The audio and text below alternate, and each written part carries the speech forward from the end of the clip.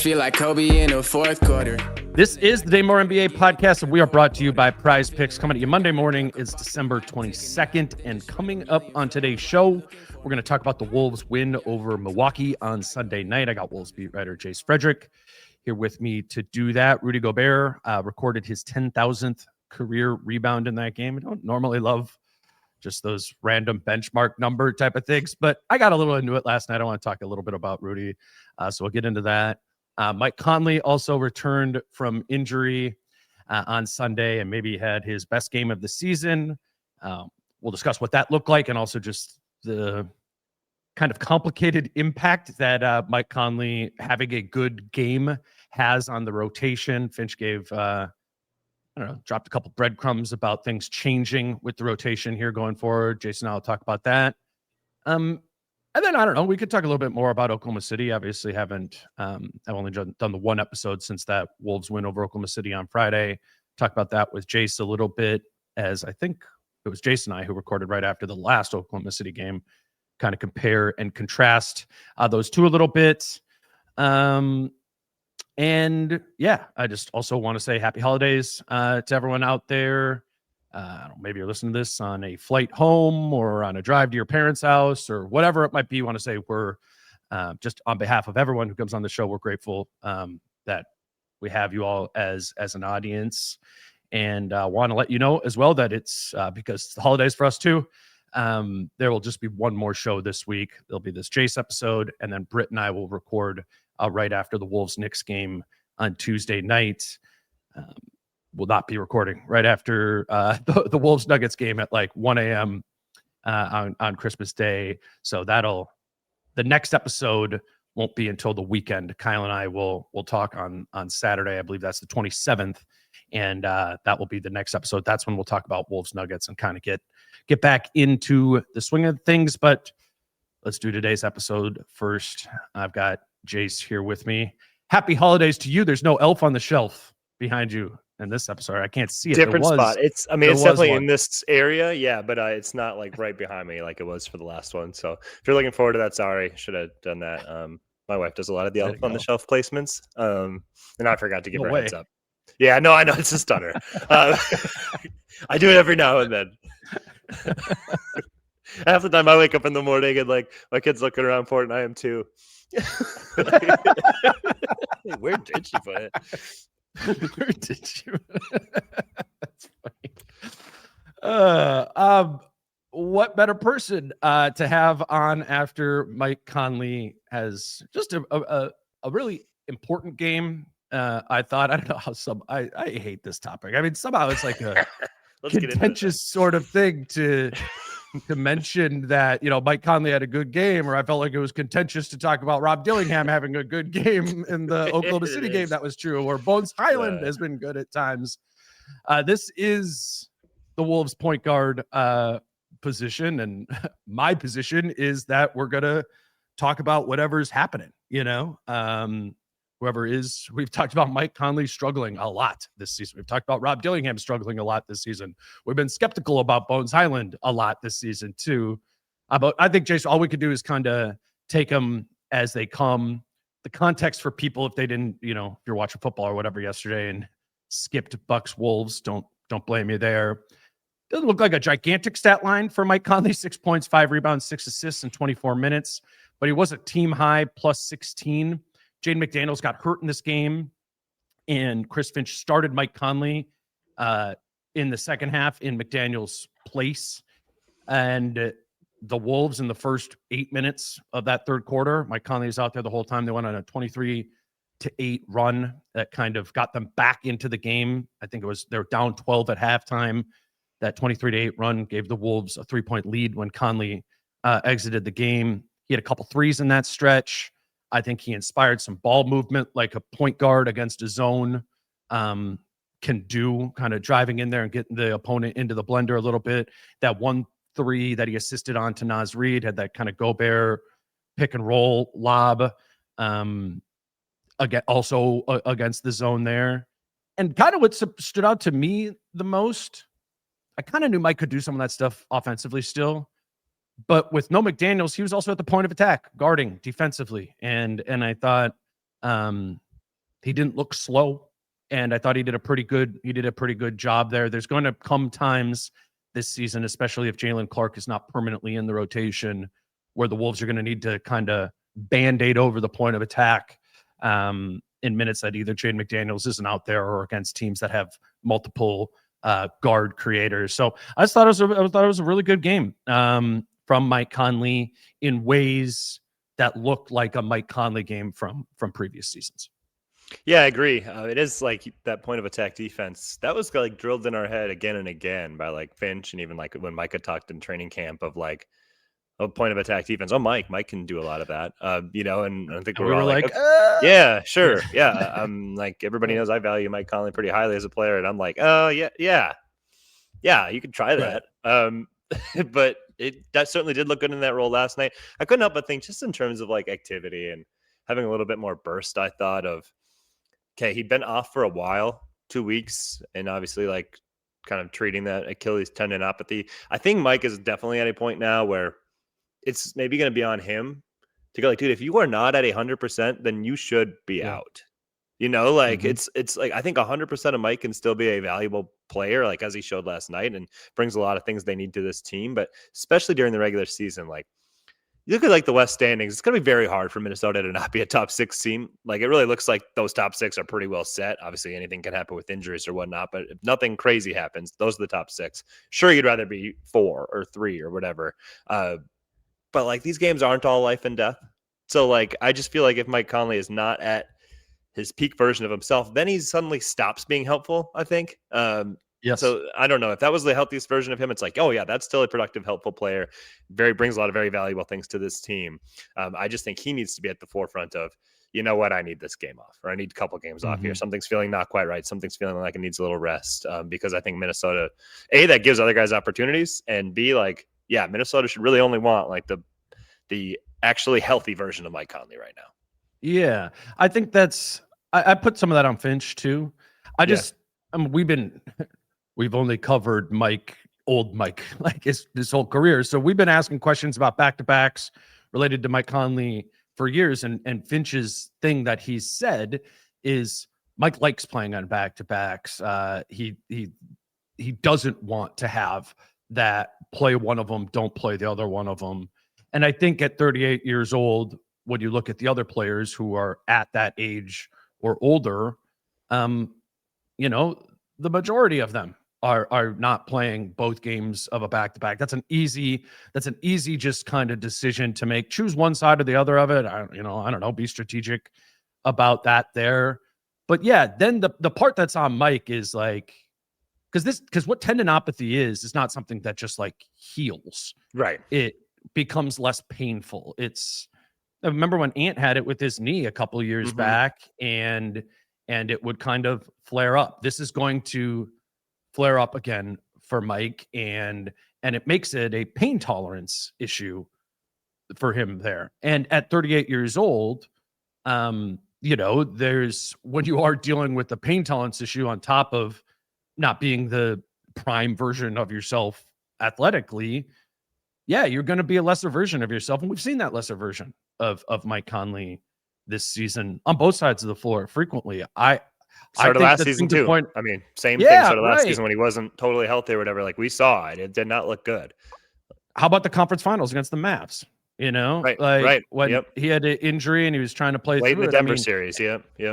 Yeah, it's a lot like Ant, of course. I mean, to do an egregious example of like Ant can play at 80% and be fine. Yeah. That's different for Mike Conley. So I do think that's a good place to set it all up of looking forward at this for Mike is let's just be conscientious of this and let's operate both Finch and Conley in reality of the fact that he's a 38-year-old, because we've seen, we've seen what it's looked like when you've just kind of tried to move through it. I do have, I don't know, some curiosity or compassion with Mike about this role change piece of that being another factor here. Because if we look at last season, I know you know this, but Mike was really bad in the first, not really bad. He was bad in the first half of the season, but was a lot better in the second half of the season. And as you were doing your one-on-ones with him, he described that as confusion with his role, given the presence of Julius Randle as a point forward in the starting lineup. And, that impacted Mike Conley. And then once he got more acclimated with Julius, they kind of found the right role for him. Mike Conley was much better in the second half of the season there.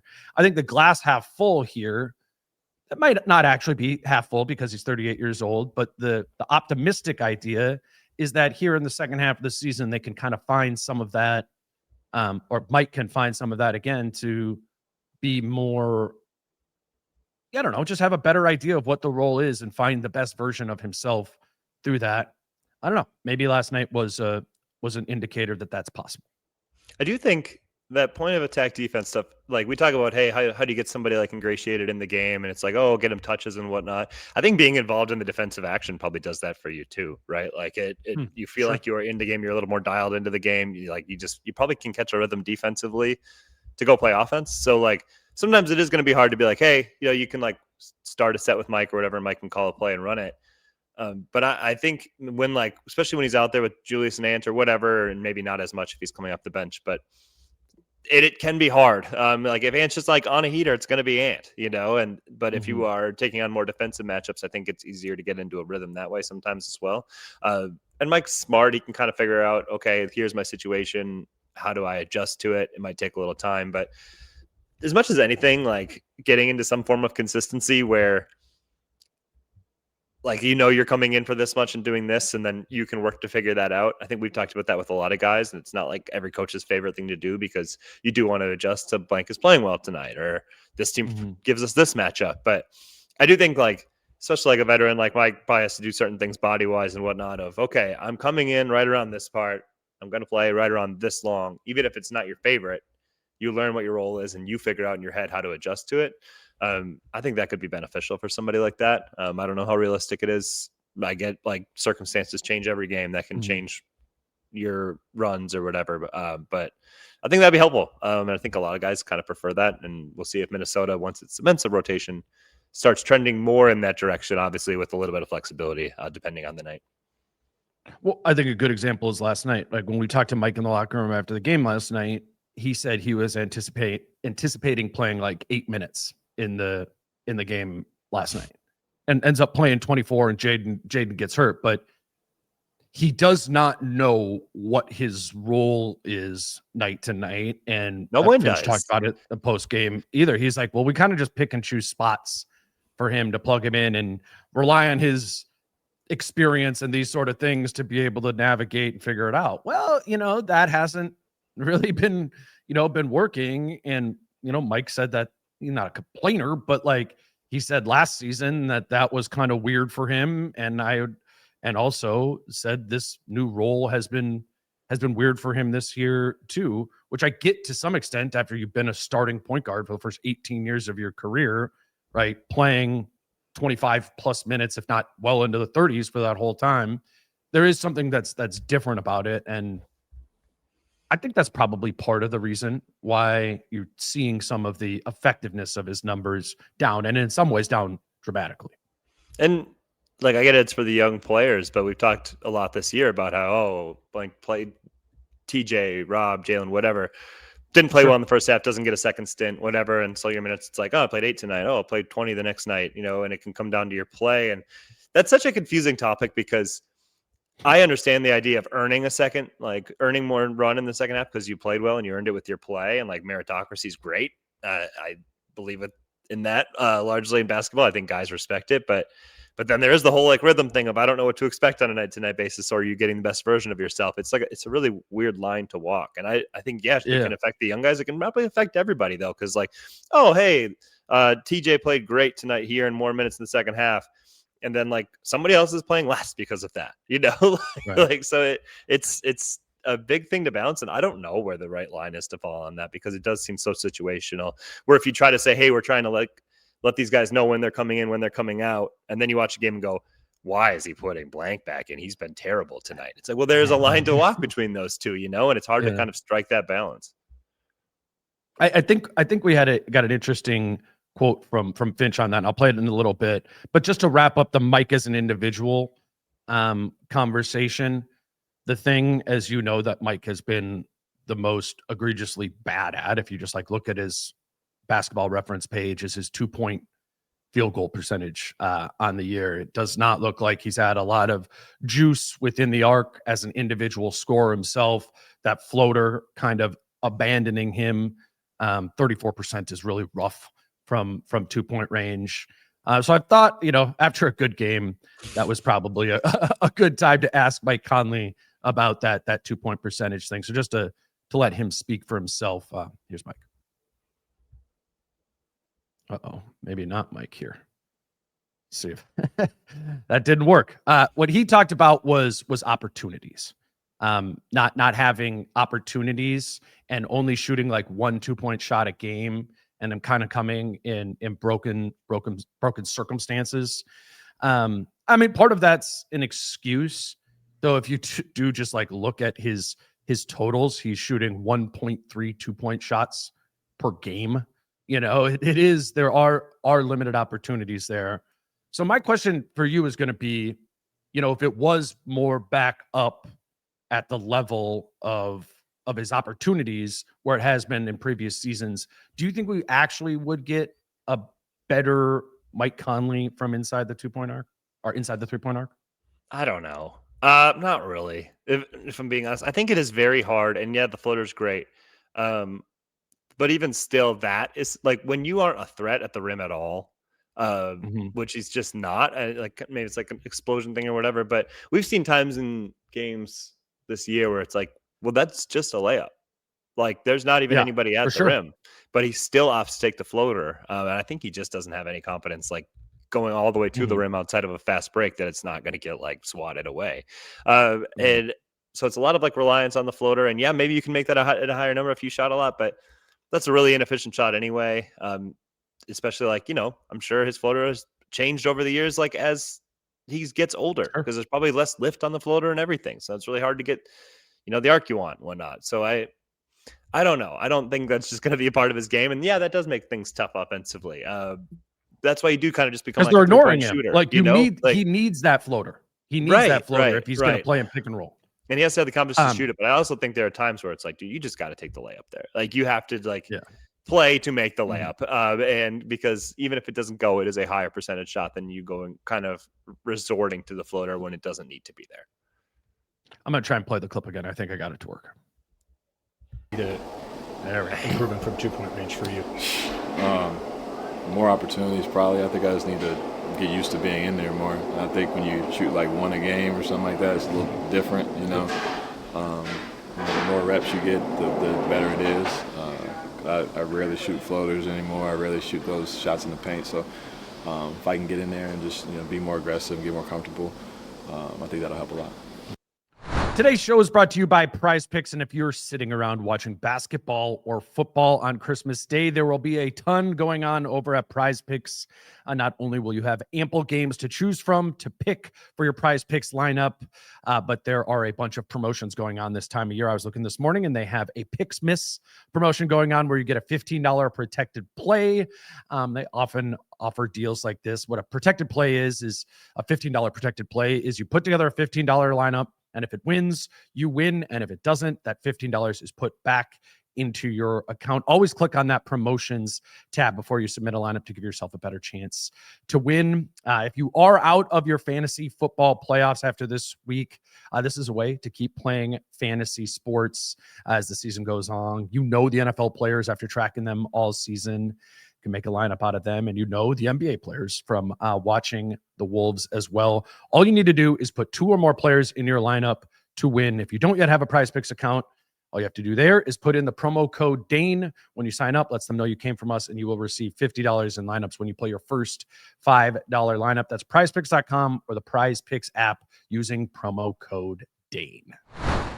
So maybe this segues into, is he going to get more opportunities going forward? And it sounds like the answer to that is yes. I'm curious the way you read Finch's comments on that. I'm gonna play that clip too, and then let's get into the rotation more broadly here. That process kind of been like making the shift from him being What has it been like from him being a starter last year to this year? Well, I mean, you're gonna have to ask him, but he's a pretty seamless. Part of the bigger picture is play some of these other guys, see what we got there. Try not to put a ton of minutes on him. Be able to use him in any role or any time of the game that we want to. We're getting up to the point here where we might even shrink the rotation a little bit smaller, and then everybody's minutes will kind of level out.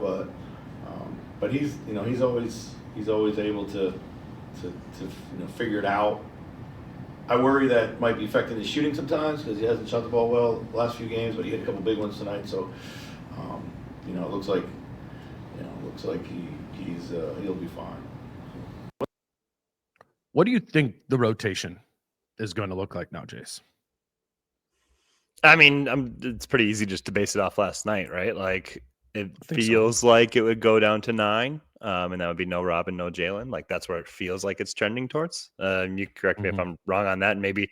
And I do think there's a little bit of flexibility there. Like, that's the rotation, but maybe it's not even like Jalen gets some minutes. Maybe he just like takes somebody else's spot if they look at a matchup and go, we really need somebody to guard this guy tonight.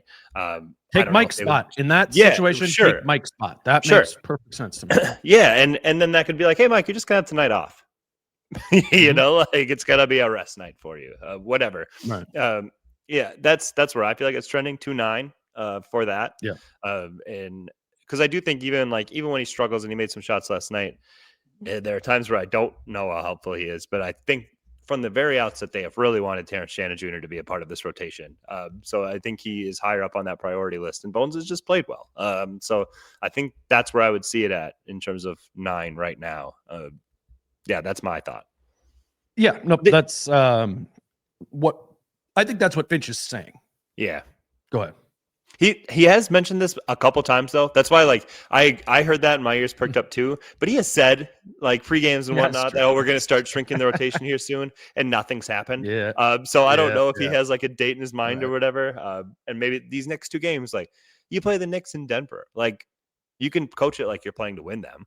So if you think it's 9 and that's a good time to start easing into that, like that makes sense to me. But I'm just a little bit off of like, okay, he said that, but he's kind of at least dropped comments that hint towards he's heading towards that for a while now. And then like injuries have popped up. So, like maybe it would have happened sooner if Ant didn't get hurt or if Mike was out, but yeah, that's like, I'm just like, I think he's going to start going that way, but he also is kind of pump faked a few times.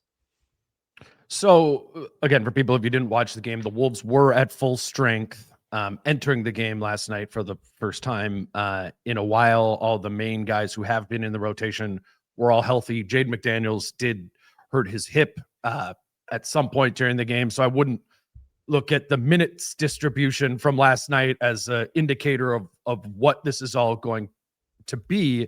But while Jaden was still in the game, like kind of for that first set of shifts, and he did come back to try it out again later, I think this was somewhat representative of what Finch and Norrie's sort of thinking was from a rotation standpoint. I also just like to point out, just because Micah, did coach that Oklahoma City game, that Micah does the rotations, that is part of his job. So I don't think the rotations were different in the Oklahoma City game because Micah Norrie was the coach. Then that's one of his main jobs during the game, is to be managing the rotation. But anyways, how the order of the subs worked in last night's game when the Wolves were at full health. Naz Reid came into the game first, as expected. Then Terrence Shannon Jr. and Bones Highland came in late in the first quarter. Conley came in to start the second quarter. So he was the fourth guy in off the bench. And then Jalen Clark got that kind of like a couple minutes into the second quarter. You're barely in the rotation, the Rob Dillingham kind of spot. Clark came in 4 minutes into the second quarter and played a little bit in that game. And Rob Dillingham was completely out of the rotation. So I think the Dillingham completely out of the rotation before there was any shrinking to the rotation happening is an indication of where kind of I think Rob is in the coaching staff's eyes in this pecking order right now. In this game and the last game that they played at full health, Rob Dillingham was completely DNP'd out of the rotation in both of those. So I'm with you. If the rotation is going down to 9, then Rob is, I would assume, is one of the guys who's for sure out. And then it's going to be someone else. And again, if we look at last night, it would indicate that Clark was the 10th man last night. If they're going to go to 9, that might be the spot where they draw the line there. And like we always say, there will be more injuries as the season goes on. More opportunities will present themselves for guys to earn maybe a bigger spot, as Bones Highland, did these last 2 weeks. But I'm with you. That's my guess of what the Knicks game looks like tomorrow is Reed, Shannon, Highland, and Conley off the bench in that game. Yeah, and so I think Rob's pathway to more minutes from there would be just that Mike's probably going to miss just naturally more games than everybody else the rest of the way. And so you can play on those nights. But whenever Bones and Mike are healthy and Dante are healthy, then it does feel like, okay, all of the other players are wing injuries that would probably lead to more Jalen Clark minutes. That's just where I would have it of, when can these guys get back in? And then I do think, like I said, the Bucks don't really have somebody I know Kevin Porter Jr. played well last night, but then it's not like, okay, we need to shut this guy down. So even with Jaden out, it's more of an egalitarian offense where it's okay, there's no person out here where it's how do we turn off this guy's water? So that is a really easy night to be like, hey, Jalen, your services aren't required here. I can see matchups like that where that is the case. And then other times where it's hey, okay, Jalen's not really in the rotation, but we need to get Jaden out for a while. And this star is still in. Maybe Jalen's who we run onto there because that's not a Mike Conley matchup. I could see that, but that is about it. I could see I think we'll see some DMPs for Jalen for sure here coming up if Finch does indeed pull the trigger on this. This is, as we talk through it, I'm more skeptical that he's going to pull the trigger on it over these next 2 games because with Murray and Jalen Brunson. Yeah. Yeah. And so maybe that I'd ask that in a question related to the Oklahoma City game and what you think the feasibility is of using Jaden McDaniels as a full-time shadow. To just full-time shadow. That's what they did against Shea. They adjusted the rotation to do that. I don't think, generally speaking, the Wolves want to adjust their rotations in that sort of way and would rather not in the regular season, right? That's kind of my thought on that is they traded OKC a huge game. And so they did that, but I don't know if, But you just talked about New York and Denver, are you treating those they're big games too? Yeah. I don't guess. know. I don't know. I do feel if you treat all big opponents like playoff games, then maybe that contributes to when we're not doing that in other games. The coaches aren't subbing it like it's a big game. Do I have to play it like it's a big game? I think that can kind of seep in where so many teams is okay, it's the regular season. Here's what we do. We're focusing on us. Yes, we might have different coverages and whatnot for players, but otherwise everything else stays status quo when we focus on us and see how we stack up against the opponent. So I don't know. Is it fair to Jaden? And do you risk getting less offense from Jaden if you do put him in that shadow role? Yeah, I don't know. And we often think, it's kind of nice to put him in situations sometimes defensively where he doesn't have to be on the ball all the time. And I still believe that. I still believe he can do a lot of other things and kind of command the defense from the back line a little bit more and off ball stuff. So I think it's very valuable to keep mixing that into what you do defensively. And if he's a full-time shadow against all of these best players, he's never going to get that. And so that, I think that plays a role for sure. I would want to not have him in that spot all the time on a night-to-night basis every time you play against an elite guard or wing. Well, and I mean, credit to Jaden, but he only had 2 fouls against the Thunder, but it's just going to be hard to go games in full shadow mode without getting into foul trouble against guys like Shea and Jalen Brunson in particular, who a big part of their offensive strategy is to draw fouls on the guy who is guarding them as they go downhill there. That might Shea is for itself. Shea is a take a bump and make the bump very obvious. Brunson is a do some of that, but also take your arm and push it up into his body and things where it's really I don't know what I would have done differently there. He's worse than Shea, I think. Shea is taking what I think is a bump, which is a foul, but isn't going to be called a foul all that much. And putting the refs in a position of like, are you not going to call what was an illegal bump? And Brunson's like doing plays where I'm like, I mean, that's probably an offensive foul, and then it gets called the defensive foul. So that's an even harder one. So like if they put Jaden in that full-time role against Brunson, then that would be very difficult to not be in foul trouble. Yeah, not but Ant can fair. also guard Brunson a little bit too. Like, yeah. Yeah, that's true. And I think that's all when we talk about like bigger picture with this whole point of attack thing and the absence of Nickeil is, in bigger games or in the playoffs, how much of that is going to fall on Ant, just to be at least the option 2 guy to be guarding these elite players. Micah talked after the Oklahoma City game about, part of the reason they didn't do that and instead had Jaden Shadow. Ant was just getting back from injury, and there was, he did name the injury. He named, we're going to need to lean on him a lot offensively here too. So I'm just curious if at some point, because it hasn't really, like, Ant has very rarely been assigned, the primary guy at any time this season during the regular season. And I get Micah's point of why they didn't do that in that game. But maybe if you're just parachuting in for a Wolves game here or there, or just seeing some clips, or you might have just only seen the clip at the end of the game where Ant had an incredible steal on Shea there that did, I think, come off of a switch. And also, that's not who, like, Jaden was in there guarding Shea the whole time. Ant, we're talking about primary matchup. Ant is, I think, like less than maybe ever in his career, at least since his first couple of years in the league, less often getting that high level primary assignment. And just with what we're talking about here, will necessity force some invention there, and just have to have Ant be doing that. So in one of these games, it would be cool to be like, yeah, maybe half the time, see what it's like to have Ant on Brunson or have Ant on Murray, which they do put Ant on Murray a lot, just thinking back, but it's a thing. It's not a bad thing. It's just something. They don't have a clear structure and plan for how they approach it. And if we're talking about Jalen Clark potentially being out of the rotation going forward when this team's at full health, I'm bringing it up because I think this is, more of a thing that they need to, consider. Do you have anything else like rotation specific? Maybe it was just shout out Shannon. Really good game last night. One of his at least best stretches of, that segment he had in there where he had made 3 threes in the third quarter, I believe it was. You talked about Shannon being higher in the pecking order than those guys. They really believe in him.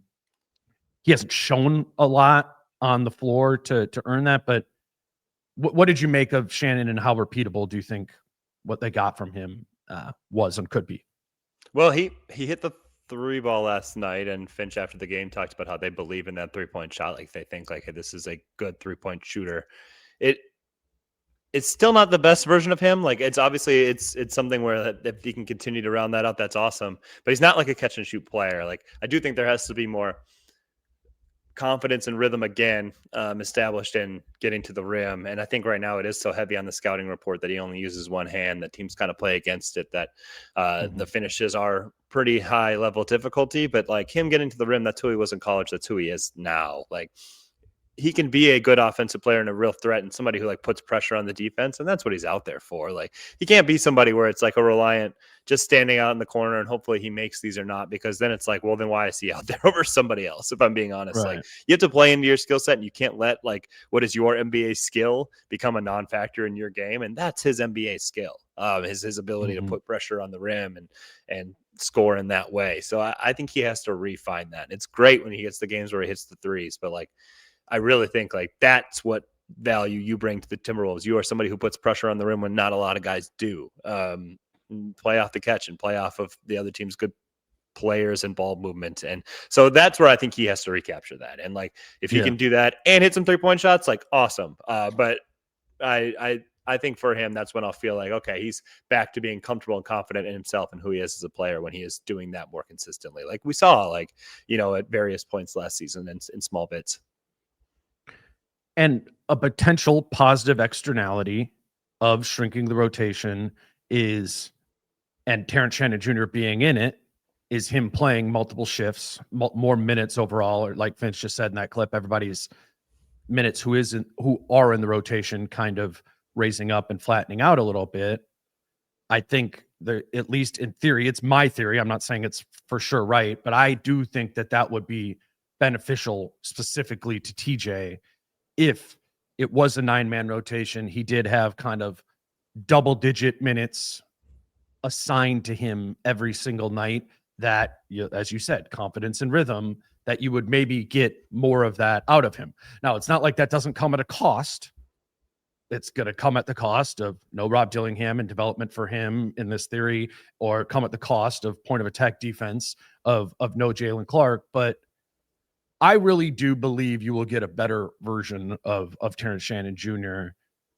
in this. And then it'll just be like weighing it out, is that positive externality worth the cost of not having Clark or Dillingham out there for other reasons? But yeah, I believe in the confidence and rhythm thing for Terrence Shannon Jr. That's my opinion. I think what stinks for Finch and the coaching staff is they do this thing where, yes, I know there's short shifts and whatnot, and maybe it wasn't optimal, but they were trying to give everybody a chance. And you like to think that, hey, people are going to separate themselves, and no one did. I mean, you and I love the energy things that Jalen Clark has done, and I still believe in that as a good defensive player. But the shots didn't fall as much this year. And I know that I can say, hey, that's fine. Keep putting them out there. It's worth it. But it's clear that the coaching staff wanted to see more shots fall and not have more good possessions and then missed corner threes. And Rob was very inconsistent, and TJ was very inconsistent. So it's like you give all these guys these doses, and it's like somebody's going to separate themselves. And it's unfortunate that did not happen. So eventually here they're kind of just choosing one. And the only person who did came out and played well in opportunities was Bones Highland. And so it's like, okay, well, Bones is in, and then we'll just pick one of the other three, because none of them came through to the degree that they had to cement that job. And that's just the reality of it. You can be frustrated about whatever the coaches picked or anything, but they did supply opportunities. Maybe they weren't like big enough in your mind or whatever, but they didn't, like, opportunities were had and not taken advantage of kind of across the board in my mind. And this is the end result. Now they just pick somebody and they roll with that hypothetically in our mind. We'll see. Yeah. I'm glad you brought that up about Finch, because it's not the first time that he said something like that and then it didn't. Today's show is brought to you by Falling Knife Brewing Company, and we want to let you know that Falling Knife will be open on Christmas Day. If you're looking for a place to have some great beer, head over to the tap room that afternoon or in the evening for the Wolves and Nuggets game. I mean, what are we really doing on Christmas night? Like, you could probably watch the Wolves game if you're in town. I don't know. Head out to Falling Knife, watch the game there, maybe with some family. Also, don't forget about Falling Knife's annual New Year's Early event on New Year's Eve. New Year's Early is what it sounds like, a night out on New Year's Eve, but one that ends early. 6 p.m. the party starts, but at 8 p.m. is when they do the New Year's Eve countdown, the confetti cannons fire, and then the party is over by 10. So you're home at a reasonable hour. You're home before the Ubers get expensive. I think it'd be a fun thing to do. Put it on your radar. Heads up, it is a ticketed event, so you will need to buy tickets in advance. The tickets are $90, but included with your $90 ticket are not all you can eat food from Rectangle Pizza. It's not just pizza. It's an elevated menu for the night. And also, obviously, all you can drink Falling Knife beer. If you would like to purchase a ticket, there is a link in the show notes to the episode below, both on YouTube and in your podcast player. That's Falling Knife Brewing Company in Northeast Minneapolis. It didn't play out. But let's move over to Rudy. 10,000 career rebound. He got his 10,000th career rebound in last night's game. Talk about that a little bit. I also just want to talk about some just overall improvement we've seen from Rudy this season. 10,000 career rebounds put him 5th in the league in active players total rebounds. I don't know if you like saw the list. I didn't. I meant to, and I didn't. Is DeAndre Jordan on there? Yeah. So Rudy, we were talking to Rudy in the locker room, like after we did the interview last night, and he quizzed us. He was like, "Who do you think the four guys, active players?" He knew, of course. Rudy, Rudy knew. And how many? He's like, And so how many did I get tonight? I need blank more to pass this guy and blank. Yeah. Yeah, exactly. But I guess for you or for the listeners, pause it and think, but I want to see how many of the 4 you can guess. I got 3, but I needed a clue for one of them. DeAndre Jordan is correct. I'll give you that. You said you brought that up unprompted. So one of the 4. Yeah. Man, I don't know. I'm trying to think of like who's old and still on. I know it's hard. This is going to be terrible podcasting. You should just jump along. No. Okay. Well, then I'll give you a clue. This is the clue Rudy gave me. He said 3 of them are bigs. One of them is a wing. That should be a pretty strong clue right there. That helped me get LeBron. One. Yes. And then one of the guys is actually younger than him. One of the bigs. Ugh. Clint Capella. I guess Clint Capella too. That's not Clint Capella. Okay. Andre Drummond is another one. Oh, that's a good one. Yeah. Okay. Yeah. I'm honestly, for some reason, still surprised that Rudy doesn't have more than Andre Drummond. Like, dude, he just racked him up. I get that. But I was a little surprised too. Like he's been like a real role player, like not a ton of minutes for a while now. So I'm surprised by that one. But go ahead. I was a little surprised from it too. I think he still gets a lot, even in like limited minutes. Yeah. I know. I mean, whatever. It is what it is. Well, at least according to Rudy, I haven't seen a list. This is Rudy Gobert list. Yeah. And then the other clue he gave was really consistent, big. Who's a little bit older than him. That helped me. I got it from that point. Guy who's really consistent, like double guy. Eastern Conference. Nothing on the spot. Nothing. And I don't want to sit here and think about it while we just listen to dead air of the podcast. Nikola Vucevic. So that name was in my head, and I thought, no way. That literally was in my head. And I thought, no way. Like, how does Nikola Vucevic have more rebounds than Rudy Gobert? I think he's like 36. I just flashed out through my head and was like, no. Wow. Right. Wow. Yeah. Okay. So in a way, I'm kind of like surprised that Rudy's number is quote unquote so low there. Yeah. But anyways, those are the 4 active players who have more career total rebounds than Rudy Gobert does. I think it's 45th on the all-time list there. I want to talk about it because in more of the sense of this season, because I think Rudy's rebounding, especially for the last month, has been awesome. Mm-hmm. On both sides of the floor. He's got an offensive rebound rate as high as it's ever been in his career, and also, still cleans up the glass in a major way as a drop coverage big. He's elite at that. And I don't know if it was last year, like a couple years ago, I talked about this idea of kind of not old school, but like centers from 10 years ago. There's like the Clint Capella mode of center, where you're just a pick and roll lob threat sort of guy, or there's the Steven Adams. You think about like those Houston and those Thunder teams back in the day. And I thought and think it's important that Rudy kind of moves through his Clint Capella phase and into his Steven Adams phase. And to do that, you become much more intentional about offensive rebounding and put yourself in that fight. I mean, it is a fight for 35 minutes a night or whatever to scrap and claw. And Rudy was talking about like doing jujitsu and stuff to prepare him for underneath the basket there. I just think it's critical that Rudy has offensively moved towards prioritizing that sort of stuff, because what we've known in his whole time in Minnesota, this is not a high volume pick and roll team. Outside of Mike Conley, few players have developed a strong rhythm with him in like a spread pick and roll sort of way.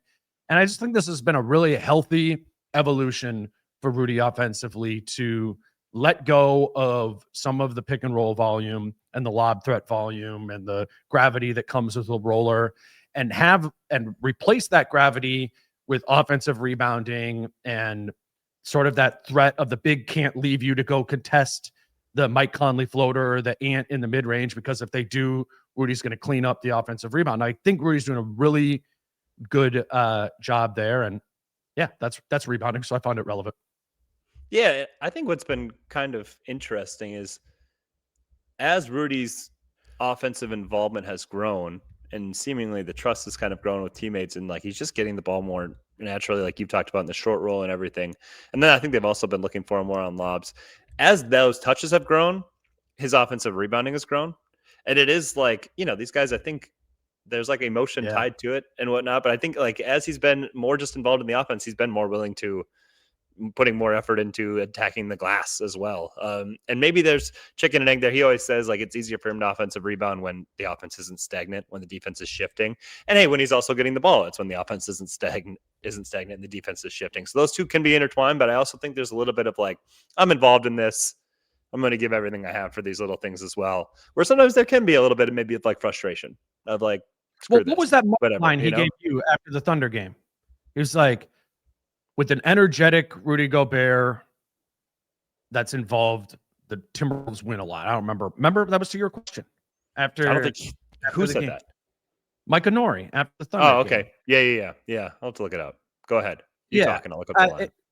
And I just thought it was interesting when he put in energetic in there. And I think that's what you're talking about is like, there are degrees to, Rudy's like a very consistent player. He tries hard, but there are different levels to like his energy and kind of the emotion that he's bringing into it. And when you get that more energetic version of him on the glass, it's a more powerful version of him, which makes a more powerful version, I think, of the Timberwolves overall. And as Micah said, they typically win basketball games when they get that version of Rudy. It's the same old story for the Timberwolves. When Rudy Gobert plays well and Rudy plays with energy, we usually win basketball games, which is true. Yeah. That's true. Like it's and the only person, really, if Rudy is giving it his absolute all down there, which I think has to do with engagement, but I also do believe that it's probably easier to just be more effective when the defense is shifting. But when Rudy is a super impactful player, they are super tough to beat. Like, because even we've seen times where it's like, yeah, they haven't made anything. Like they're actually playing some bad offense, but the possessions end well because Rudy gets an offensive rebound and gives somebody else a shot or scores it himself. And it's like, good. As they run back down, and it that's a little bit demoralizing for the opponent and everything as well. And Albert or Rudy's just getting free throws. And even if he makes 1 of 2 or whatever, it's like, well, he just stole a point out of that possession anyway. So it matters a lot. That's on top of his defense, which we know the impact of. So yeah, he really is like kind of this great X factor for them. And I think we've mentioned that heading into a lot of playoffs too. Like I think it'd be pretty good. Even if Rudy's not impactful or not on the court or something. And there's a lot of teams they can beat, and there's some teams they just can't. There's some teams they just can't, and they just won't. If Rudy is not like an all NBA type of talent out there. And in that Thunder win, he was that. That's kind of what helped push them up over the edge. And that, I think that's like what's required. Like so often it can be easy to be like, just get Rudy out of there, get more offensive. And I know maybe in your dreams, if you think about the Timberwolves, you think about somebody who has a defensive impact and is more offensively gifted. And you think that more of a balance between the two is the answer or whatever. But for this team as constructed, Rudy has to be a dominant force for them to really be like a championship contending team. And so that's why I think it's been positive of, he's on like a great run. I think it's like 5 straight games with 12 plus rebounds, 7 of his last 9. Like that's incredible. It's like what we saw at the end of last season. But I think when he does it against like the Thunder, that's even more of like an eye opener. The consistency is awesome, but can you do it when the other team like actually has intention to how they're going to handle you on the glass and approach it? And everybody's actually going to try to rebound, which some of these teams, they don't, and you can still do it. Like that's what's needed. That was a cool performance for him, and I thought a super significant one.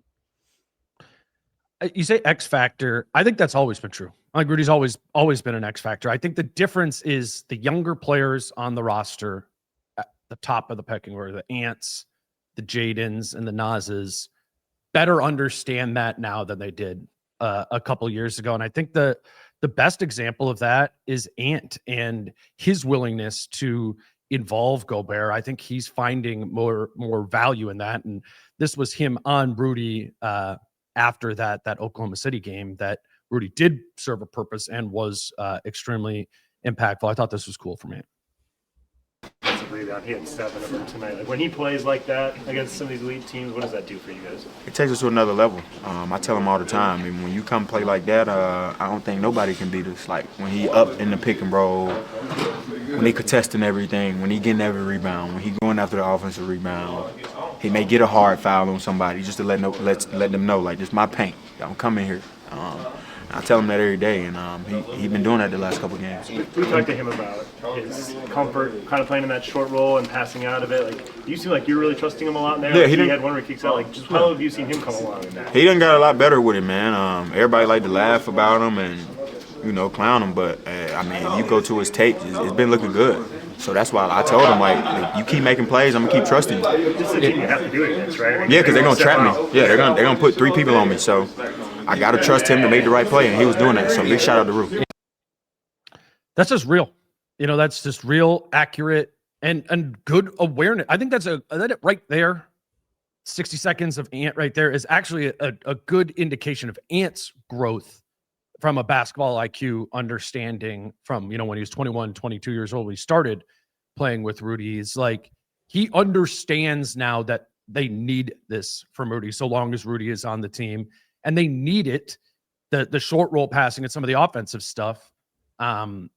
When these teams are putting 2 on the ball, 3 on the ball on Ant here, Ant is like, that is the release valve to put the second guy on him. They're sending him from Rudy. Rudy becomes the wide open player there. So there's no recourse really other than to involve Rudy Gobert in the action. Ant has done a better job of doing that with Rudy or for Rudy.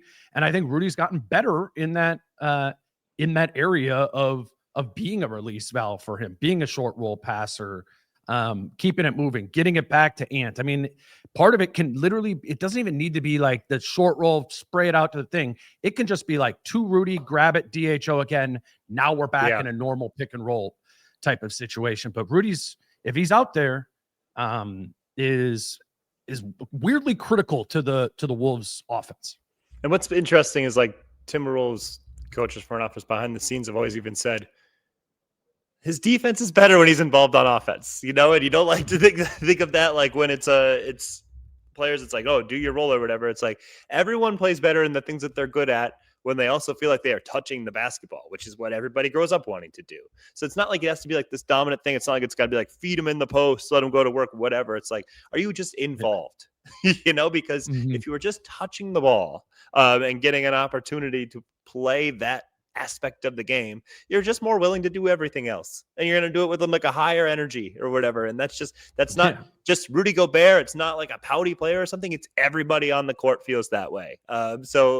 And I think we've seen that it's come to fruition in a lot of different ways. And the whole trust thing with, like, Ant and Rudy and everybody else in Rudy is always that it's a two-way street of, like, who builds it. Like, Rudy has to build it by succeeding when he gets the ball, but you also have to build it by playing through the occasional mistake, because when it just becomes more frequent, when it becomes more natural, then it's just going to get better. That's why, like, I asked Rudy, like, is it easier to play offense when it's not a surprise when you get the ball? And he goes, much easier, much easier. Just keep working on that. Keep working on showing it's a good thing when I have the ball. Once again, I think it's been really positive to see some chemistry. Ant, Julius, Jaden, those guys are not pass first guys, but they really, all 3 of them, understand their passing ability is going to help our team, and it's going to help them score more. It's really about making the right play for our teammates. They've been finding me better and better these last few weeks. It is like when you don't touch the ball for 6 possessions and now all of a sudden you roll again or something and, oh, the ball's here. You're going to be a little caught off guard. It's like, yeah, no, I'm not covered, but I haven't been covered for the last 3 minutes. So I'm just assuming I'm not getting it here. And the time when I do, like, not the most skilled player or whatever, and now he's surprised by it, like, you're not going to see a lot of success there. But when you do it again and again and again, he's almost expecting it and maybe surprised when it doesn't come. It's going to play better and it's going to look more natural. It's going to just be more routine. And I think that all matters. And the interesting line in there is about it will be better for them too. Yeah. It by doing that, and then the next time, what he's talking about is then the next time needs to guard that differently. They can't sell out onto Ant or onto Jaden there because they have to respect the role. And Rudy's brought this up numerous times over the years when we've covered him, that James Harden was the hardest player for him to guard in his role. And you think of James Harden as this 30+ point per game scorer, right? If you just look at kind of the box score and a scorer himself.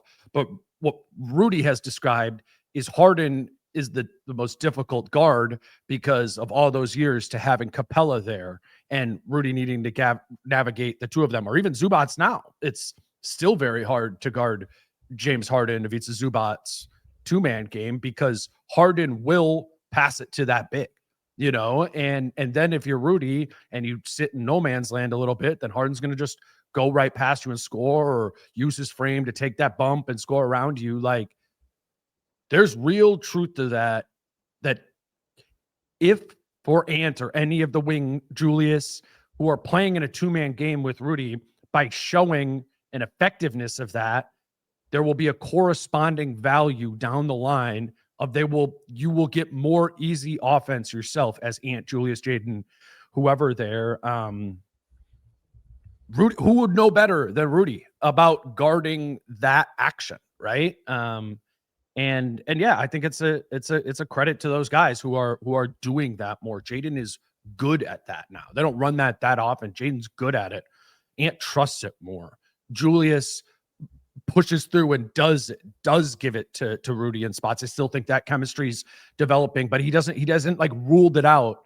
I think there's real power in that, playing with Rudy, given how good of a screen setter he is, and given the weapon it can be as a lob threat. It's Jaden a couple games ago, I don't remember which one, but ran a pick and roll with Rudy and fired a fastball above Rudy's head, and Rudy caught it. And I think he scored off the play. And I was like, and that hit home to me of like, Rudy thinks Jaden's going to pass it to him. So he, at this point, and so like he was ready to get the ball, and a ball that I would not think Rudy would normally catch. Like, he caught and looked pretty assured of himself as he went and scored. And that's just it. Like, confidence, chemistry, all of that, it does come through reps, but the reps come from actually making the plays, not just being out on the court together. That's not reps. Just going out, not doing the right play. Like, it's doing the right play again and again and again. Those are reps. That's how you get better at doing the right play.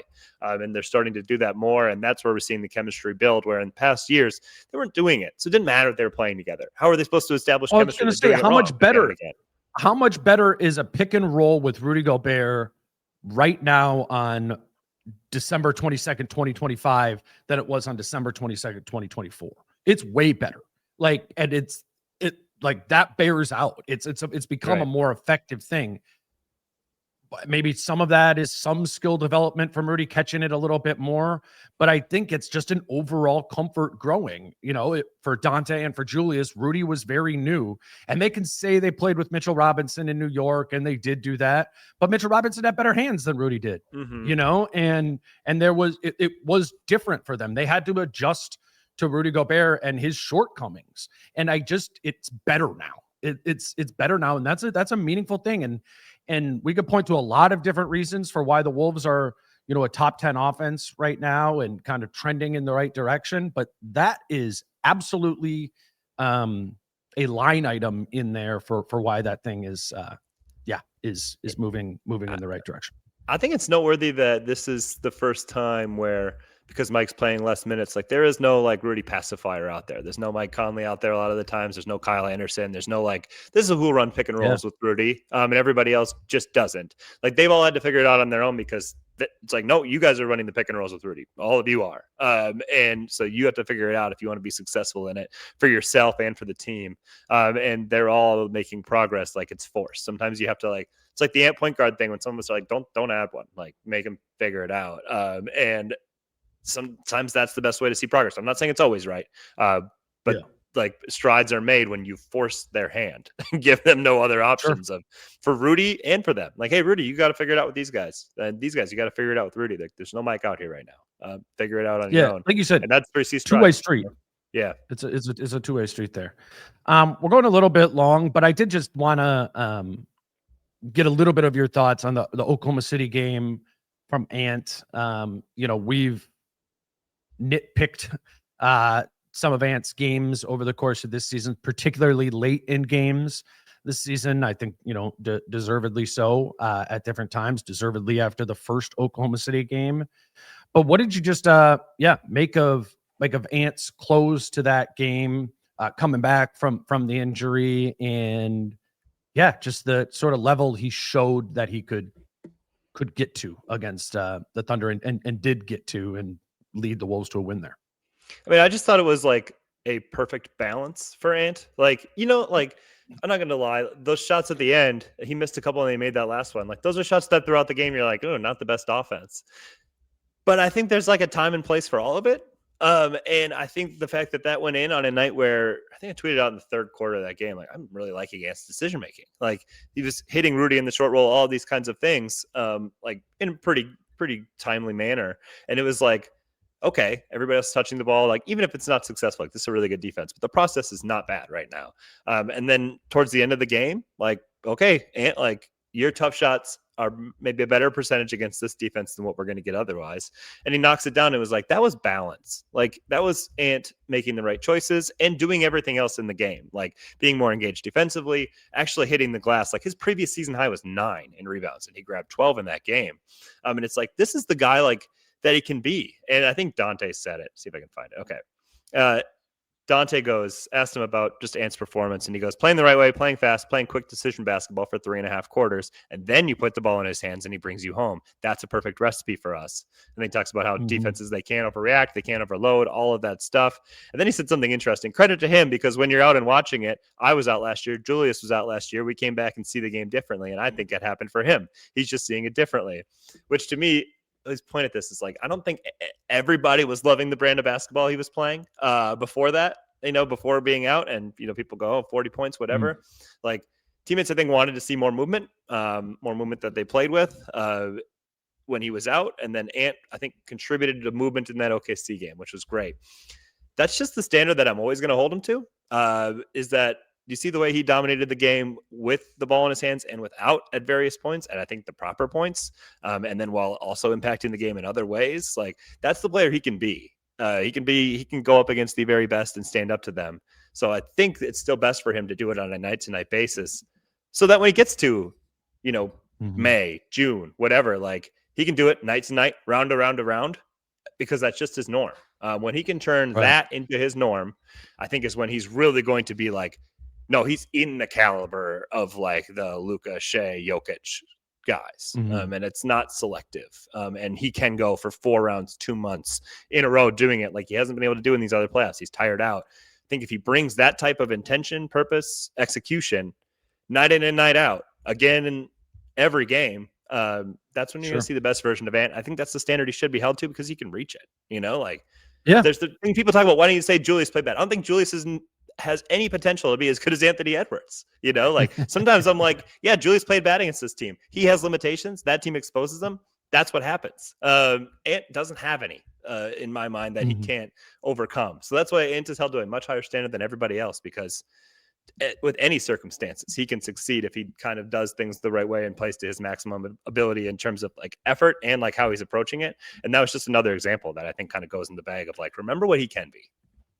Yeah. And I knew we were going to talk about this a little bit today. So I was thinking about while I was walking over here of like, we've talked about earlier in the season why he isn't in that top 4 group with Jokic, Shea, Giannis, and Luka, and maybe even behind Wemby. But I was thinking about the other way, giving him credit for this Oklahoma City game and this idea of what it would look like if it was consistent. It would like almost assuredly be better than Luka, Giannis, and Wemby, for the reason that it would be consistent. Right. Those guys, when they play, are consistent. Those guys do not always play. Giannis is missing. Obviously, didn't play in the game last night. Is for whatever reason older, more injury prone. Is not a consistent, bankable year over year. To your point, 2 months of the playoffs. Like if Milwaukee, whatever, gets on a run and gets to the playoffs, it's fair to have an open question about whether or not Giannis Antetokounmpo will be able to play for 2 straight months there, just kind of given what his background is.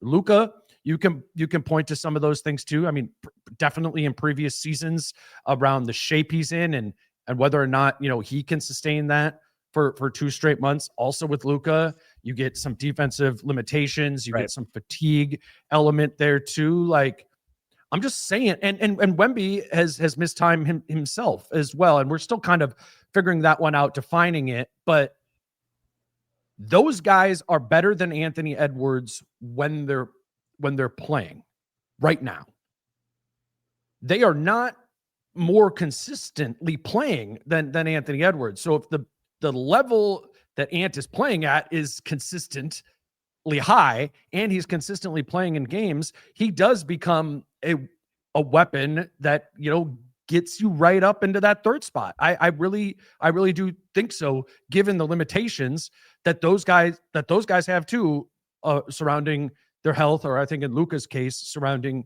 defense in a playoff setting. So yeah, it was a reminder to me of like, yeah, I don't think Ant has been one of the 5 best players this season. He absolutely can be, and he could, and if consistent, can get right up to the lower range of, I think, of where Jokic and Shea are, and deserve to be on a special pedestal of what those players are, what they've been doing recently. But it's about the consistency with him. And I don't know, it's a weird thing because in the playoffs, I believe a lot more in that consistency because he's been really good in the first 2 rounds. But that's where the gas tank thing comes in. And he talked about being out of gas for the Dallas series 2 years ago, being out of gas for the Oklahoma City series last season. That's why your point is right there too. It's not enough to be able to get to that level. It's about sustaining that level. And there is huge power in sustaining that level. That's where the championship window opens. It's through that. And everything else, they're going to need more things too below that. But it starts right there with Ant. And I thought Friday was an encouraging reminder that he can be at that level, even against the best defensive team of all time or whatever. Like, he doesn't, to your point, he doesn't have the limitations that Julius Randle does in that matchup. And that, that should scare people. That should scare other teams in the league of what Ant can be. Yeah, it's like the same rosters they had a year ago when OKC did frustrate Ant. And Ant scored 24, 26 points. I don't remember. But that was more impressive than when he scores 40 in some of these other games. It just was, because he impacted the game in every way, shape, and form. And that's what the best player on the court has to do. And I feel like he created a little bit more easy opportunities for his teammates, all of that stuff. Like he made the entire team better versus scoring a bunch of points or whatever. Like, that to me was maybe his best performance of the year. I don't know. I'd have to think of all of them, but like, just given circumstance, opponent, all of it. And yeah, like, I think so. Like maybe if he played the Thunder in the first round, he could do that again, but it's like, can you do it in end of May, June? Like, that matters. Like, it's not like you have to be that every single night, but 90% of that. And too often this year, we've seen 60% of that. And that's, to me, like, where, again, when you see those, it's okay to have high standards for Ant. It's okay to be like, that's not Ant's best basketball, and it's not even close to it. Doesn't mean you hate Ant. Doesn't mean you're not happy he's on your team. Doesn't mean that you want him traded or whatever. It means that, man, I would love to see this guy reach his full capabilities as a basketball player and be as good as he can be, and in turn help the team be as good as it can be. Because we talk about internal improvement all the time. Like, yes, they're at their best when Rudy's playing like he played. They're at their best when Ant plays the way that he played. And we know he's going to do it at the beginning of the playoffs. We know that. But again, it's like, man, if you do it for 90% of your games at 90% of that level, then that's the only thing you're going to know when you get to May and June is like, I only know how to play this way. This is what's natural to me. I don't have to get myself amped up to this. I'm here. It's like the whole stay ready so you don't have to get ready. Well, it's like stay elite so you don't have to get elite. I think I think that's when Ant will truly be the best version of himself, where what we've already seen what the best version is. But like, when are you just that versus showing glimpses of it? I like that you said 90% too. Yeah, it doesn't have to be 100. Yeah. It's not every single. I mean, maybe if you want to start threatening Nikola Jokic for being the best player in the league, then maybe but that's not the bar. That's not where. And frankly, that's not what I don't think this team needs. No, they don't need this high volume. Every play goes through this guy. Like, they don't need that. Denver needs that. No, Minnesota doesn't need that. They do have Julius Randle. They do have Naz Reid. They do have Jaden McDaniels. They do have Rudy Gobert. Like, who are all better. Like, people talk about like, oh, Ant needs this and this and this.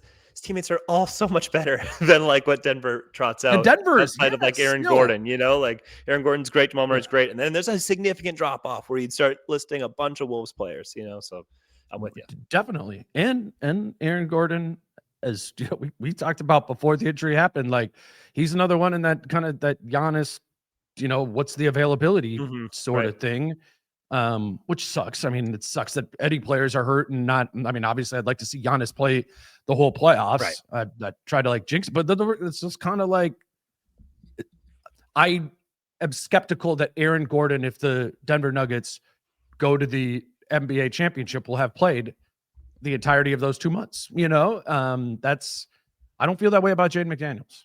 I feel like Jaden will, and that's a different. Maybe that's some youth that Ant has in his surrounding cast, and has more athleticism in his surrounding cast in terms of speed, burst, and in ways like with Julius and strength. I mean, like we talk a lot about this roster being a funky roster construction. I do kind of stand by that. Yes, I agree. The talent's there. The talent's there. I mean, we're talking about Rob Dillingham. I think is a very talented player who is out of this rotation right now, even as the team is like scrambling to figure out what the rotation even is. Like there's, I think Ant's got a lot. He's got a lot in his bag with him or around him. And if you get it 90% of the time, like I do think the league is sleeping on this a little bit. I don't know if Ant's going to be able to do that at 24 years old, but if Ant is able to do it at 24 years old right now this season, then yeah, I legitimately think like the Wolves are not being placed in the conversation where they just will be when the playoffs come around. Now, I don't know if Ant's going to be able to do it. I think Ant kind of quit last night against the zone. I was like, this is kind of boring. It wasn't 90%, like it wasn't there. Right. No, that's what we're talking about. But yeah, I don't know. I would just, the Oklahoma City game was really good. And I think to the Dante quote, this team gets how they want to play. I talked about that right afterward. Kyle and I did. That was really interesting to me. The 3.5 quarters we play this way, that loosens it up to then put it in Ant's hands to take it home there. That's different than putting it in Ant's hands the whole time and then going to it. The defense is going to approach it differently. I think that's a shift in the way this team thinks about themselves. And if Ant is elite, that style is going to empower him to take them to wherever he's capable of taking them this season. So yeah, I think we're seeing guys take firmer stances on that too. Like Dante and Nas, like his comments have suggested, like they're all really taking like firm stance of this is how we should play. And when I think other players on the team are pushing towards that, then you're more likely to get there than like Chris Finch just saying it and everybody else going, yeah, I don't know.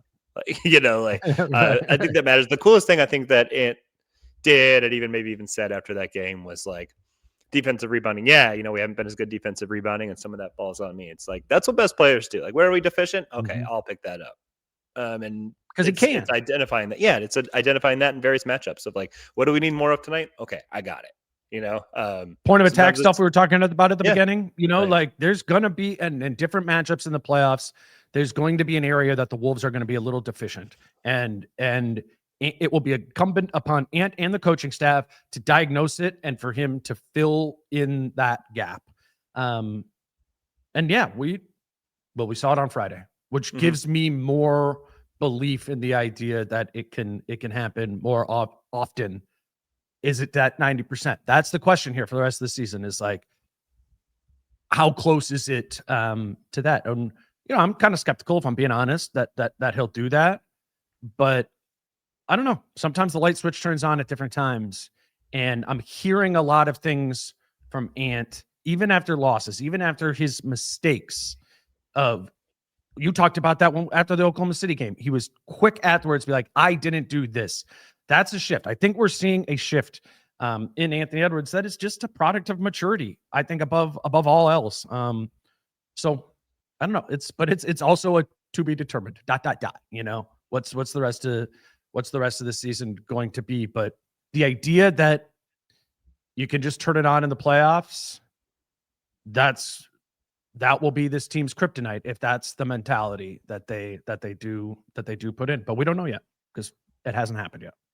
I would say the most fun part of this job is actually tracking Ant, like from beginning of career to now, of like Yeah. still not doing this, still not doing this, still not doing this. Is he starting to do that? Oh, that was cool. Like, oh, well, look at that progression. Oh, he even said that. He never said that before.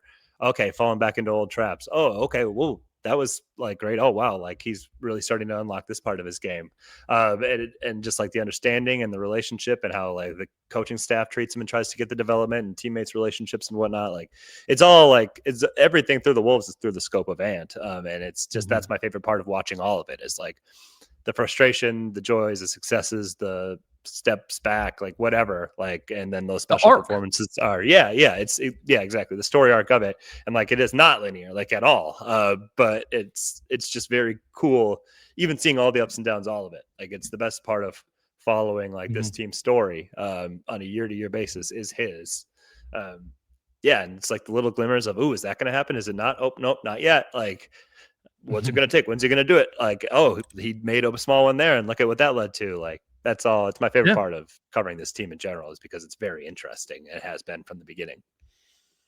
I think it's made for good conversation between you and I on here too. Even for going back for years, but this year too, I echo that as well. And, I think during the midst of the season and, you're writing hundreds of articles, doing 100+ episodes, you spend time, maybe too much time, who's the ninth man and digging into those topics or, just lower down the importance level because, not every episode would be fun for me to talk about exclusively Anthony Edwards or for you to exclusively write about Anthony Edwards, but it's the North Star. Mm-hmm. It's the protagonist in the story, and it's the most important character. And it does make it, it does make it fun when the games where it comes together like it did on Friday to go like, and then we're lucky to have the access that we do to him to also understand some of his evolution as a person growing up from 19 years old to 24 years old, just as you and I changed in that time and everybody else did too. There's a human element of it too that's interesting to track. But this was fun. I don't have anything else. You have any parting thoughts? No, only that. Those were your parting thoughts. Long to everybody. Yeah. Merry Christmas. Happy holidays, everybody. Yeah. You and I think we'll probably circle back. Yeah, next Monday I'll be back if so long as you're around and everything. And we'll keep going with this team into 2026. For listeners, like I said, the plan for the rest of the week is that Britt and I are going to record after the Wolves-Knicks game on Tuesday. No episodes Wednesday, Thursday, Friday, and then Kyle and I will get back together after kind of we've taken some family time and record on Saturday. But until then, he's Jace. I'm Dane. Peace out. How I'm feeling, man, I hope it never stop, yeah. Green and hot so you can find me in the crowd, yeah. Don't let standards ever bring you down, yeah. Hope you dancing like no